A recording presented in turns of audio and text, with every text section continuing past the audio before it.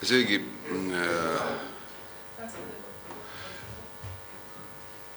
დიდი აჟიოტაჟია ატეხილი პროკურატურისთან და მის ხელმძღვანელობასთან დაკავშირებით და მიუხედავად იმისა, რომ ამ თემამ, გულავას თემამ, ადრეიშვილის, უკაცრავად მერაბიშვილის თემამ ბევრი სხვა საკითხი გადაფარა და მე ვთვლი, რომ მნიშვნელოვანი საკითხები გადაფარა, მე მაინც მინდა, ასე ვთქვათ, პროკურატურასაც, ხელისუფლებასაც და ალბათ საზოგადოებასაც მოუწოდე, რომ ყურადღება მიექციონ ერთ ძალიან მნიშვნელოვან ფაქტს, რომლის გარემოებები ფარდას ახდიან იმ კვლევას, რომელსაც ზურაბ ჟვანიას კვლევა ქვია. ეს არის ლევან სამხარაულის კვლევის ფაქტი. მე ვთვლი, რომ ამ თემასთან დაკავშირებით საინტერესო გარემოებები შეიძლება გამოიკვეთოს და ვფიქრობ, რომ ამ მიმართულებით უფრო ინტენსიური მუშაობაა საჭირო. მე ამას ძალიან ადვილად არ ვამბობ, მაქვს ამის, ასე ვთქვათ, გარკვეული მოსაზრებები ამასთან დაკავშირებით, რაც მაიძულებს, რომ ამ ტიპის განცხადება მაგალითად დღეს გავაკეთო. და გარდა ამისა, ისიც მინდა ვთქვა, რომ თავის დროზე ეს კვლევა საკმაოდ ბურუსით იყო მოცული, გახსოვთ ალბათ, ადამიანმა თავი მოიკლა, ხოლო შემთხვევაში ასე ოფიციალური ვერსია და ორი არაღით მოხდა მისი თვითკვლევა. მაშინ ეს ამბავი მიიჩხმალა. ვფიქრობ, რომ დღეს იმ კონტექსტში, რაც ხდება, ძალიან დიდი მნიშვნელობა აქვს ამ საკითხზე განსაკუთრებული ყურადღების გამახვილების. მე ერთი რამ მინდა კიდე დავამატო, თქვენი კითხვები რო ავირიდო თავიდან.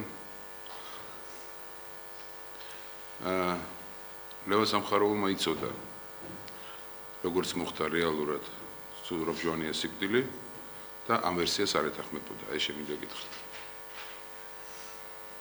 აქედან გამომდინარე ხო დასკვნები უკვე საზოგადოებამ გააკეთეს.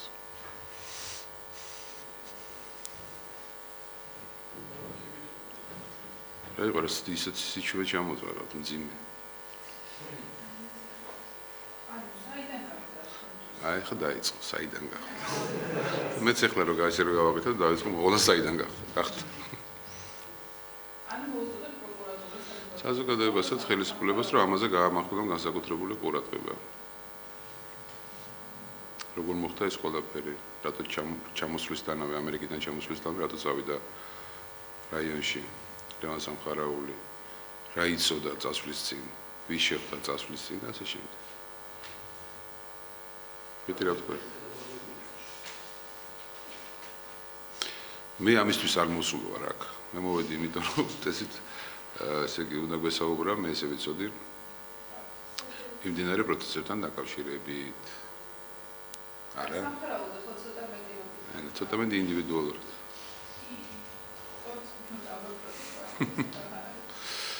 ეს უკვე ჩაიშალა. დაამთავრეთ?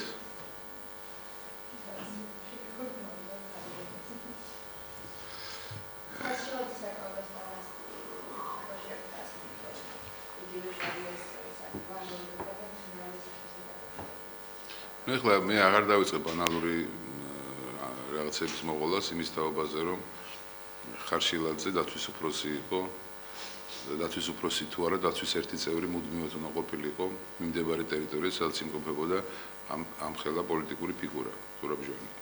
აქედან გამომდინარე, მე არავითარ შემთხვევაში არ მივიღებ ხარშილაძე იქნება თუ დათვის სხვა წევრი, იმის ახსნა განმარტებას, რომ პრემიერმა სახში გაგვიშვა. ნონსენსია. აქედან გამომდინარე, ხარშილაძემ უფრო მეტი იცის, ვიდრე ამბობს.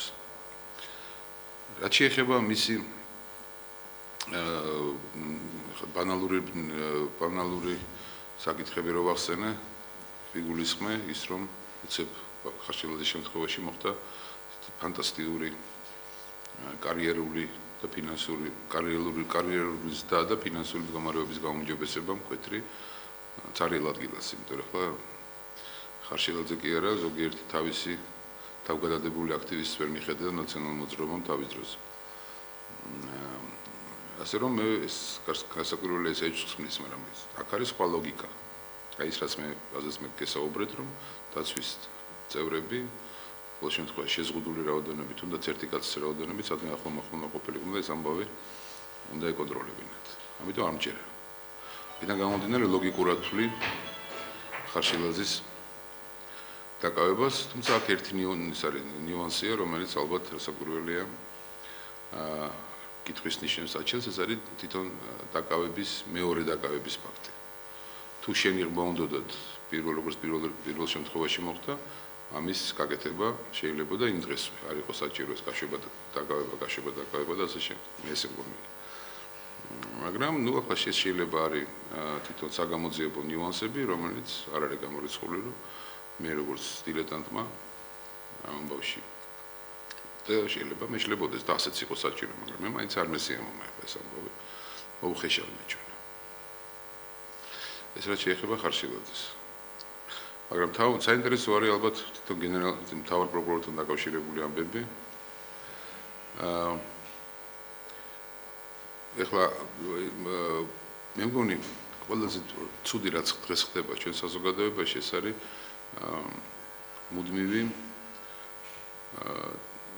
მუდმივი დებატები ერთი შეხედვით მნიშვნელოვან, მაგრამ არა გადამწყვეტ საკითხებს.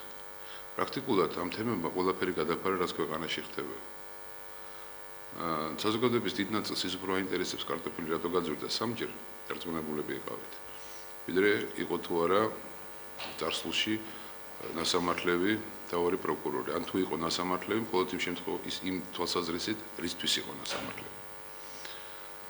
თუ ეს იყო პოლიციისთვის წინააღმდეგობის გაწევა და ასე ვთქვათ, ესეთი კუჩური ექსცესი, ეს ერთი საკითხია. თუ მართლა ყაჩაღობაზე იყო, ეს ხო საკითხია. ყოველ შემთხვევაში ეს უნდა გაერკვეს ბუნებრივი. მაგრამ უბედურება ჩვენი ის არის, რომ პოლიტიკანობას გადავყევით. ამ ფუფუნების უფლება, ასეთი საკითხების ქეკვის უფლება აქ ქვეყანას, რომელიც ფეხზე დგას. ჩვენი ქვეყანა ფეხზე არ დგას. ჩვენ არ გვაქვს იმ ტიპის სახელმწიფოებები, იმდენად მყარი სახელმწიფოებები, რომ პოლიტიკანობით იყო დაკავებული. ყოველ შემთხვევაში, რომ ესეთმა შემთხვევებმა გადაფარონ ყველაფერი სხვა დანარჩენი, რაც საზოგადოებაში ხდება. საზოგადოებაში ხდება ძალიან ბევრი რამ მნიშვნელოვანი და ცუდი სხვადასხვა. მე ვთვლი, რომ ბევრი ისეთი საკითხი, რომელიც ძალიან აქტიურ რეაგირებას მოითხოვს, დღეს ხელისუფლების საზოგადოების ყურადღების მიღმა დარჩენილი. ეს ეხება როგორც შიდა პოლიტიკის ნიუანსებს, ისე საგარეო პოლიტიკას. საქართველოს მოსახლეობის დიდი ნაწილი არჩევანს აკეთებს ასე, დასავლეთი თუ ჩრდილოეთი. ანუ ევროკავშირი თუ ევრაზიული კავშირი. ამ პრინციპით აკეთებს და ის რა პლუსები და მინუსები აქვს ან ერთს ან მეორეს, ამის თაობაზე მხოლოდ ხალხი არ არის ინფორმირებული. კარგი იქნება თუ ორივე შემთხვევაში რა მინუსებია, ეს იცოდეს საზოგადოებამ კარგად და მე გააკეთოს არჩევანი, ასევე რა პლუსებია. ეს ყველაფერი რჩება გვერდზე და ეს პრინციპში რაც ნაციონალურ მოძრაობა დღეს სასწორზე დადო თავისი გააზრებული ესეთი PR პოლიტიკა, რომელიც კარგად არის ორგანიზებული და ხელისუფლებამ ვერ დაუპირისპირა ასეთივე ეფექტური, ასე ვთქვათ, PR ცვლები. დღეს საზოგადოება ახლა ეს იძულებული ამის ყველაფრის უყუროს და ამაში ყველაფერში იყოს ჩართული. ეს არის სულ ალბათ.